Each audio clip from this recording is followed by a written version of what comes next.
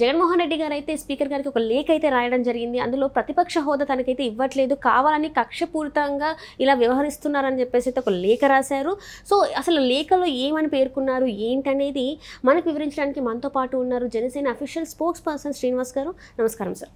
నమస్తే అమ్మ. సార్, ఇప్పుడు చూస్తున్నట్టయితే జగన్మోహన్ రెడ్డి గారు స్పీకర్కి అయితే ఒక లేఖ రాయడం జరిగింది. అందులో అది ఆవేదన అనుకోవాలో లేకపోతే ఆయన తన విధానం మీద అనుకోవాలో అర్థం కావట్లేదు. స్పీకర్ గారికి అయితే లేఖ రాయడం ఏంటంటే, కావాలనే నా మీద ప్రతిపక్ష హోదా ఇవ్వట్లేదు, నాకు ఇది రాజ్యాంగంలో ఎక్కడ లేదు, ఎందుకు ఇలా చేస్తున్నారు అని చెప్పేసి తను మాట్లాడడం జరిగింది. అసలు ఏంటంటారు, అసలు ఆ లేఖ సారాంశం ఏంటంటారు? అసలు ఒకటమ్మా, ఈరోజు మాజీ ముఖ్యమంత్రి గారు బెంగళూరులో ఉన్నారు.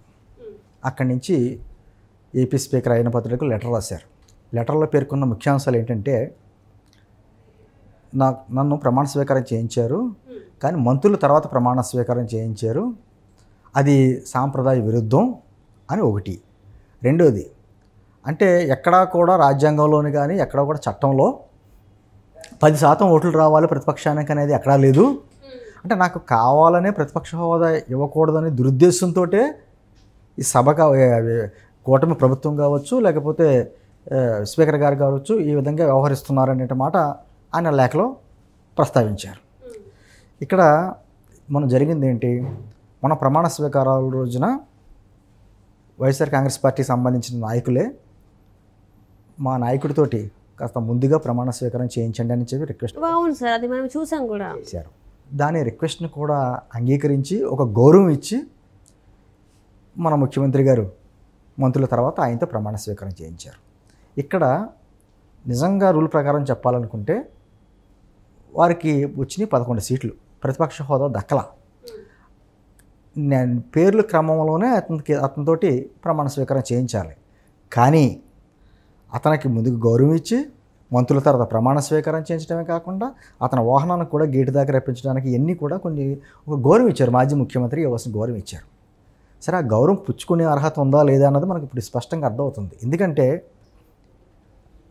అసెంబ్లీలో 3 స్థానాలు ఉంటాయి: అధికార పక్షం, ప్రతిపక్షం, విపక్షం. అధికార పక్షం అంటే గవర్నమెంట్లో ఉన్నది అధికార పక్షం ఉంటుంది. ప్రతిపక్షం అంటే ఎక్కువ సీట్ల తర్వాత ఎవరికి వచ్చినాయో వారికి ప్రతిపక్ష స్థానం ఉంటుంది. మూడోది విపక్ష స్థానం. ఈరోజు ఉన్నది అసెంబ్లీలో విపక్ష స్థానంలో ఉన్నారు. ఎందుకంటే 10% 18 సీట్లు రావాలి, పైలో వచ్చినాయి 11. అయినా అతనే చెప్పేసుకుంటున్నారు, వారికి వారే మేము ప్రతిపక్ష హోదా ఉందని చెప్పేసి అని వారు అనుకుంటున్నారు. అంటే తనకున్న స్థానం ఏంటో తనకు కూడా తెలియట్లేదు. తెలియకపోగా ఈ రోజున ఒక మళ్ళీ నిబంధనలు, మళ్ళీ ఏమంటారు, ఒక అబాండాలు వేసుకొచ్చి నన్ను ఇలాగా, అంటే కూటమి ప్రభుత్వం ముందుగానే నన్ను అవమానపరుస్తుందనో, లేకపోతే కూటమి ప్రభుత్వం స్పీకర్ గారు కలిసి నామే కుట్ర పన్నుతున్నానో, నాకు ప్రతిపక్ష హోదా ఇస్తేనే నేను ప్రజా సమస్యలు అసెంబ్లీలో మాట్లాడతానని చెప్పడం అయితే ఏదైతే ఉందో, ఇది అసెంబ్లీకి రాకుండా పారిపోవడానికి చేసేటువంటి చర్యలాగే మేము భావిస్తున్నాం. ఎందుకంటే గతంలో మీకు గుర్తుందో లేదో, లోక్సత్తాలో జయప్రకాష్ నారాయణ గారికి ఒకటే సీట్ ఉండేది. ఆయన చాలా స్పష్టంగా ఆయన ప్రజా సమస్యల మీద ఆయన అప్పుడు మాట్లాడేవాడు. అంటే సీట్లు ఈ ఓట్లని కాకుండా అసెంబ్లీలో మీకు స్థానం ఇచ్చారు. మీ నియోజకవర్గ ప్రజలు కావచ్చు, అయితే మీ 11 స్థానాలు గెలిచారు కాబట్టి 11 స్థానాల ప్రజలు మీకు అసెంబ్లీలో స్థానం ఇచ్చారు, కూర్చున్నారు కదా. మీరు ఎమ్మెల్యేలుగా కదా, మీరు విపక్ష స్థానాల్లో ఉన్నారు కదా, ప్రజా సమస్యల మీద మాట్లాడవలసిన బాధ్యత మీకు ఉంది కదా. పైగా ఒక పార్టీకి అధ్యక్షులు కదా, గతంలో ముఖ్యమంత్రి కూడా చేశారు కదా. అది మానేసి మేము 11 మంది ఉన్నాం కాబట్టి మాకు విపక్షం కాదు, మాకు ప్రతిపక్షం ఇవ్వాలి, మా మీద ఇలా కుట్ర జరుగుతున్నారంటే కేవలం ప్రజా సమస్యల మీద మాట్లాడకుండా రేపు జరగబోయే అసెంబ్లీ సమావేశాలకు రాకుండా ఎగ్గొట్టడానికి చేసిన పనిలో భాగమే తప్ప అంతకుమించి ఏం కాదు. గతంలో కూడా 2014-19 మధ్యన కూడా ఆయన ప్రతిపక్ష స్థానంలో ఉండి, అప్పటికి సీట్లు ఉన్నాయి వాళ్ళకి, ప్రతిపక్ష నాయకుడిగా ఉండి కూడా యాత్రలు మొదలుపెట్టి అసెంబ్లీకి రాకుండా యాత్రలు మొదలుపెట్టి యాత్రలకి వెళ్ళిన సందర్భం మనం చూసాం. ఇప్పుడు కూడా అదే పరిస్థితి. ఒకవేళ చేయాలనుకుంటే రాజీనామా చేసి యాత్రలకి వెళ్ళొచ్చు కదా సార్. అంటుంది ఒక విపక్ష నాయకుడిగా 11 సీట్లు ఉన్నాయి, 11 మంది మెంబర్లు ఉన్నారు మీకు ఉన్నప్పుడు, మీరు ప్రజా సమస్యల మీద మాట్లాడటానికి మీకు వచ్చిన భయం ఏంటి? లేదనుకో డైరెక్ట్గా చెప్పండి, మాకు అసెంబ్లీలో అవకాశాలు రావు, మాట్లాడడానికి అవకాశాలు రావు, మేము బయట మళ్ళీ తిరుగుతాం, యాత్రలో తిరుగుతామో లేకపోతే ఇంకోలా తిరుగుతాం చెప్పండి. ఇది మానేసి డొంక తిరుగుడు చర్యలుగా డొంక తిరుగుడు మాటలు మాట్లాడకూడదు. ఏమనంటే మీకు ఇవ్వాల్సిన గౌరవం కంటే ఎక్కువ ఇచ్చారు అక్కడ. అంటే గౌరవం ఎక్కువ ఇచ్చి తప్పు చేశారా కూటమి ప్రభుత్వం మిమ్మల్ని ఆ గేటు దాకా రప్పించడానికి, లేకపోతేనేమో మీతోటేమో మంత్రుల తర్వాత ప్రమాణ స్వీకారం చేయించడానికి? విచిత్రం ఏంటంటే వాళ్ళే రిక్వెస్ట్ చేశారు. మన ప్రమాణ స్వీకారాల రోజున వారు పార్టీ నాయకులే మా నాయకుడితో ఇలా కృతజ్ఞతలు చెప్పాలి.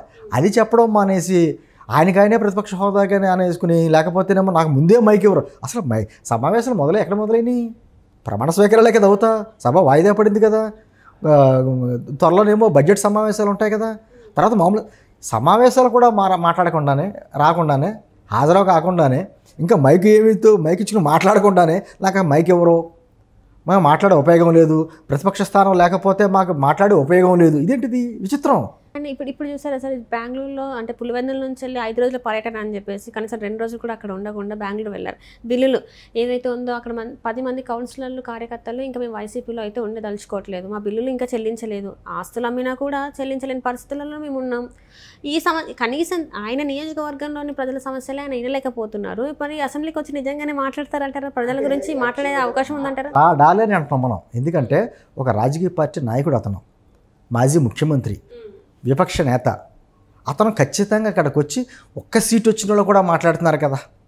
ఒక్క సీట్లు వచ్చిన వాళ్ళు కూడా చెప్పాను. అదే జేపీ గారి ఉదాహరణ అది చెప్పాను. నిజంగా ప్రజా సమస్యల మీద అవగాహన ఉంటే, ప్రజలకు ఏదో చేయాలని తపన కానీ నిజంగా ఉంటే, ఈ 5 ఏళ్ళైనా ప్రజల తరపున పోరాడాలనే చిత్తశుద్ధి అతనికి ఉండుంటే, రాజకీయాలకు అతీతంగా అతను వచ్చి ప్రజా సమస్యల మీద మాట్లాడవలసిన బాధ్యత అతనికి ఉంది. అది మానేసి అసలు ఒక్క అసెంబ్లీ సమావేశం కూడా జరగకుండానే నా మీద కుట్ర జరుగుతుంది, నాకు ప్రతిపక్ష హోదా ఇస్తేనే నేను మాట్లాడగలను, లేకపోతే మాట్లాడలేను, ఇవన్నీ అంటే డొంక తెలిసి అనుకోవడం ఏంటంటే ఇలాగ 11 స్థానాలు ఉన్నాయి, మనం మాట్లాడేది ఏముంటుందిలే అక్కడ అనేటువంటి ముందే ఊహించేసుకుని ఎగ్గొట్టడానికి చేసిన కార్యక్రమం ఇది. తొలోనే అసెంబ్లీ సమావేశాలు ఎగ్గొట్టాడు అంటే అతనికి అసెంబ్లీ సమావేశాలన్నా, అసెంబ్లీ స్థానం అన్నా, ప్రజాస్వామ్య విలువలన్నా, రాజ్యాంగం అన్నా, లేకపోతే స్పీకర్ స్థానం అన్నా అతనికి ఒక గౌరవం విధానం ఏం లేదు.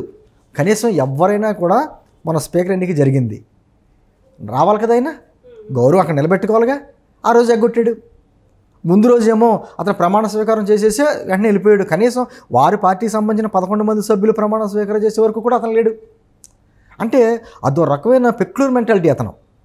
ఈ రోజున ప్రజలకు అర్థమవుతుంది ఏంటి 5 సంవత్సరాలు ఎలా భరించామో అర్థం అట్లా అనేటువంటి భావన ఈరోజు వస్తుంది. వెళ్ళిపోయాడు, బెంగళూరులో కూర్చున్నాడు. ఒక పక్కన ఏంటంటే కేవలం అతను కట్టినటువంటి 26 జిల్లాలో ప్యాలెస్ల గురించి పెద్ద చర్చ జరుగుతుంది. ఆ చర్చ జరుగుతుంది కాబట్టి దాన్ని డైవర్ట్ చేయాలంటే ఏదో అంశం బయటకు తీసుకురావాలి. ఫస్ట్ నుంచి ఇతను స్వభావం అటువంటిదే కదా. చిన్న గీత మీద పక్కన పెద్ద గీత పెట్టాలని ప్రయత్నం చేస్తాడు. దానిలో భాగంగానే ఇప్పుడు వచ్చి నాకు ప్రతిపక్ష హోదా ఇవ్వలేదు, లేకపోతే నన్ను అవమానపరిచారు. ఏ విధంగా అవమానపరిచారు? నీకు గౌరవం ఇచ్చారు. యాక్చువల్ అయితే తనే కోరుకున్నట్టు తన ఎవరైతే ఉంటారో జగన్ టీం వాళ్ళే వెళ్ళి మాట్లాడినట్టు ఉంది. ఇది ఈ రకంగా మాట్లాడడం తనకి అనిపించదు సార్? అంటే చెప్తానమ్మా, ఒకటి ఏదో రకంగా బురద జల్లాలి, ఒక విధమైనటువంటి అసహనంలో ఉన్నాడు అతను. 151 సీట్ల నుంచి 11 సీట్లకు పడిపోవడం అంటే మామూలు విషయం కాదు. అందుకని ఆ అసహనంలోని ఏదో రకంగా బురద జల్లాలి. ఓ పక్కన నేను చేసినటువంటి 5 సంవత్సరాల దుర్మార్గాలన్నీ బయటకు వస్తున్నాయి, బయటికి వాటి మీద డిస్కషన్ పక్కకి వెళ్ళాలంటే ఏదో ఒకటి పక్క నుంచి లేపాలి అనేటువంటి కార్యక్రమంలో భాగమే ఇది. ఖచ్చితంగా ఒకటండి, ప్రజాస్వామ్య విలువలు పాటించాలి. పార్టీ ఎన్నికలు అన్నవి ఒక రాజకీయాల్లో ఒక భాగమే తప్ప రాజకీయాల్లో ఎన్నికలు కాదు. ఖచ్చితంగా ఎన్నికలు అయిపోయినాయి, ప్రజా తీర్పు వచ్చింది. ప్రజా తీర్పుని గౌరవించి నీకు కూడా ఒక శాసనసభ్యుడిగా అసెంబ్లీలోకి వచ్చి ప్రజా సమస్యల మీద మాట్లాడి నీ నిజాయితీ నిరూపించుకోవాలి. రాజకీయంలో ఉన్నది ఎందుకు? అందుకే కదా. అది కాకుండా ఇటువంటి దొంగటిదిరి చర్యలు, లేకపోతే ఇటువంటి మాటలు, అవమానపరిచారు, రకరకాల మాట్లాడి అంటే అసెంబ్లీ ఎగ్గొట్టడానికి చేసే కార్యక్రమాలు